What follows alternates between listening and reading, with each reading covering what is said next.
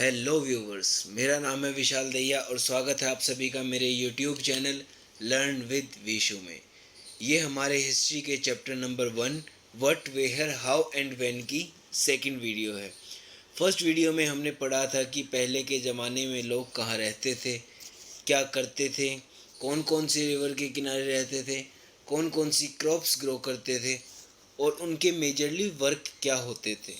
और हमने इसके साथ साथ हमने कुछ इम्पोर्टेंट रिवर्स के बारे में पढ़ा था, जैसे कि गंगा, इंदस, और कुछ इम्पोर्टेंट माउंटेन्स के बारे में पढ़ा था, जैसे कि Kirthar hills, Sulaiman hills, Vindhya hills, Garo hills. तो आज के चैप्टर में हम अपनी वीडियो को आगे कंटिन्यू करेंगे, तो चलिए शुरू करते हैं। तो हमारा आज का पहला टॉपिक है locate the Ganga and its tributaries called the Son. तो गंगा रिवर कहाँ पे है हमारी? गंगा रिवर के बारे में हमने लास्ट वाली वीडियो में भी देखा था। गंगा रिवर है हमारी आज के टाइम के उत्तर प्रदेश वाले एरिया में। तो मार्क कर देते हैं इसको। गंगा रिवर है, ये वाला एरिया जो है वो गंगा रिवर का एरिया है। तो चलिए आगे कंटिन्यू करते हैं।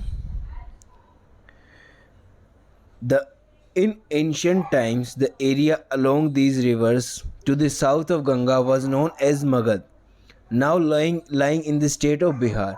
Its rulers were very powerful and set up a large kingdom. Kingdoms were set up in the other parts of the countries as well. तो पहले के ज़माने में, पहले के टाइम पे लोगों का जो एक इम्पोर्टेंट एरिया था वो था साउथ ऑफ गंगा वाला एरिया, जो कि जिसका नाम क्या था? मगध। मगध का नाम आपने चोला डायनेस्टी के लिए आपने वैसे भी सुना ही होगा। अशोका द ग्रेट जो रूलर थे वो हमारे मगध के ही रूलर थे। तो उस समय के जो बिहार वाला, आज के समय के जो बिहार वाला एरिया है, उसी स्टेट में लाई करता है हमारा मगध वाला एरिया। उसके रूलर्स बहुत पावरफुल होते थे, और ऐसा नहीं है कि सिर्फ वही एक इम्पोर्टेंट किंगडम था उस टाइम पे, उसके अलावा भी काफ़ी किंगडम्स थे। Through out the people traveled from one part of the subcontinent to the another. The hills and the high mountains, including Himalayas, deserts, rivers, and seas, made journey dangerous at times but never impossible. So men and women moved in search of livelihood, as also to escape from the natural disasters like flood, drought. Sometimes men marched in armies to conquer the other lands. Beside, merchants travel with the canvas or ships carrying valuable goods from one place to another.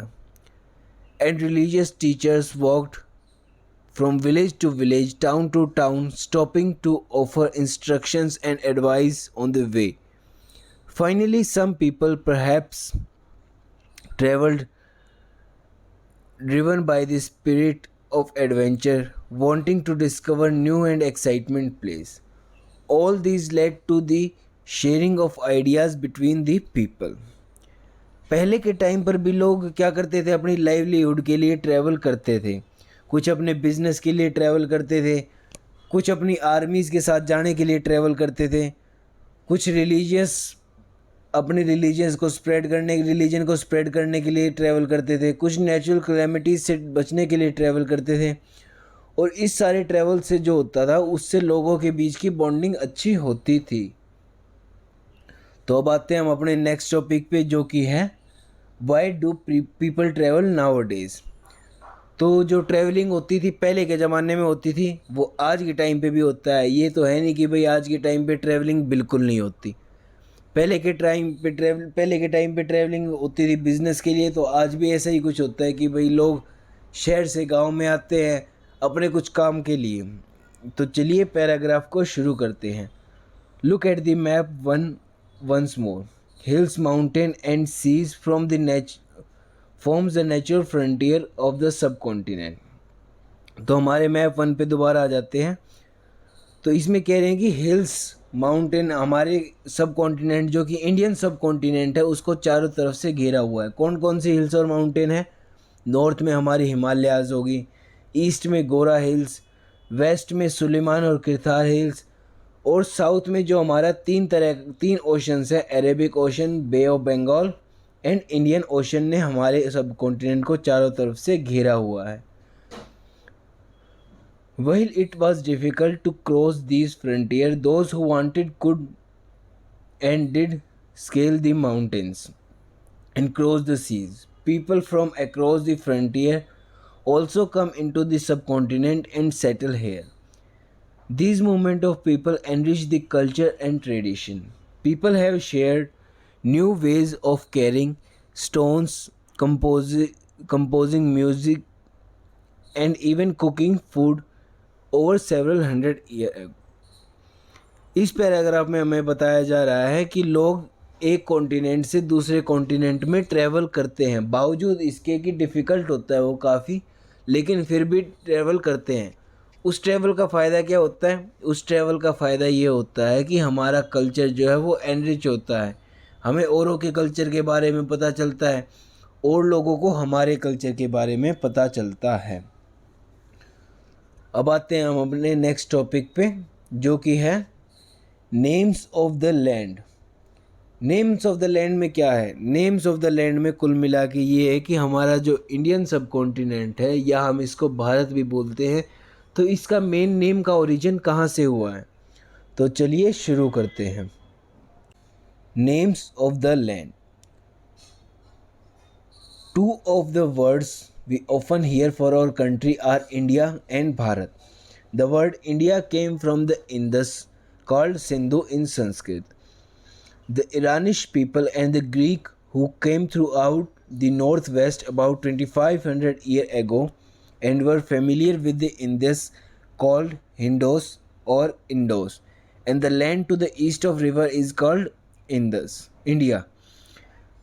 तो इसमें क्या कह रहे हैं कि India name का origin कैसे हुआ? इंडिया नेम का ओरिजिन हुआ है ग्रीस या ईरानिश पीपल के थ्रू, जो नॉर्थ वेस्ट से हमारे आते थे आज से 2500 ईयर एगो।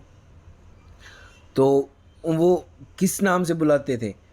उनने भी इंडिया का नाम इंडस रिवर के बेस पे रखा। इंडस रिवर से नाम ओरिजिन हुआ इंडस रिवर से नाम ओरिजिन हुआ सिंधु, क्योंकि उसका नाम संस्कृत में क्या था? सिंधु। सिंधु से ओरिजिन होता है हिंदोस, उसके बाद होता है ओरिजिन इंडोस का। तो उसके आगे चलते हैं अब हम। The name Bharat was use for the group of people who live in the north west and who were mentioned in the Rigveda. The earliest composition in the Sanskrit dated about 3500 year ago. Later it was use for the country. तो Bharat word का origin कैसे होता है? Bharat word का origin होता है a group of people के लिए जो कि नॉर्थ वेस्ट ऑफ इंडिया में रहते थे।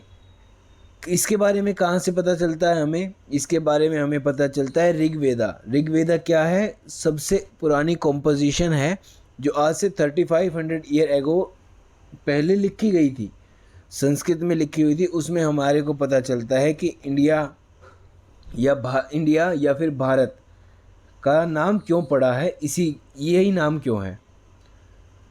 आते हैं हम उसके अगले टॉपिक पे आते हैं हम, finding out about the past. तो finding out about the past अगला टॉपिक है हमारा, finding out about the past. तो हमारे को पास्ट के बारे में पता कैसे चलता है? There were several ways of finding out about the past. One is to search for and read books that were written long ago. These are called manuscripts because they were written by hand. This comes from the Latin word manu, meaning hand. They were usually written on the palm leaves or on the specially prepared bark of a tree known as birch, which was grown in the Himalayas. तो कैसे पता चलता है हमारे को हमारे past के बारे में? एक तरीका तो ये होता है कि हमारे को जो बहुत सालों पहले बुक लिखी गई थी उनके थ्रू पता चलता हो। उन बुक्स को हम क्या बोलते हैं? उन बुक्स को बोलते हैं हम मैन्यूस्क्रिप्ट्स। मैन्यूस्क्रिप्ट्स क्यों बोलते हैं? क्योंकि मैन्यू का मतलब क्या होता है? हाथ से लिखा गया। और ये एक लैटिन वर्ड से, मैन्यूस्क्रिप्ट एक लैटिन वर्ड से बना हुआ वर्ड है, तो जिसमें मैन्यू का मतलब होता है हैंड। और ये स्क्रिप्ट लिखी किस पे जाती थी? ये स्क्रिप्ट जनरली लिखी जाती थी पाम लीव्स पे, और एक आधी बार ये लिखी जाती थी bark of a tree called birch पे। तो इसके साथ हम आते हैं अपने नेक्स्ट पेज पे आते हैं। Over the years, many manuscripts were eaten by the insects. Some were destroyed, but many have survived, often preserved in the temple and monasteries. These books dealt with all kind of subjects, religious belief and practices, the life of king, medicines and science. Besides, there were epic poems, plays. Many of these were written in the Sanskrit, other were in प्रकृति and the Tamil. तो ये script जो है हमारी काफ़ी सालों पहले जो थी मैन्यूस्क्रिप्ट्स, वो काफ़ी तो कुछ तो डिस्ट्रॉय होगी। किस कारण से डिस्ट्रॉय होगी? वो उनके कारण डिस्ट्रॉय होने का कारण था इंसेक्ट्स। लेकिन अभी भी काफ़ी हमारी जो बची हुई है, हमारी सेफ रखी हुई है, वो है टेम्पल्स और मोनेस्ट्रीज़ में रखी हुई है। इन बुक से हमें किस बारे में पता चलता है? इन बुक से हमें रिलीजियस, उस टाइम के लाइफस्टाइल, मेडिसिन्स और साइंस के बारे में पता चलता है। इसमें से ज़्यादातर बुक्स की जो लैंग्वेज है वो क्या है? संस्कृत है। और कुछ बुक्स की लैंग्वेज है प्रकृति है और टेम्पल और तमिल, सॉरी, और कुछ बुक्स की लैंग्वेज है तमिल। आगे का चैप्टर हम अपनी नेक्स्ट वीडियो में कवर करेंगे।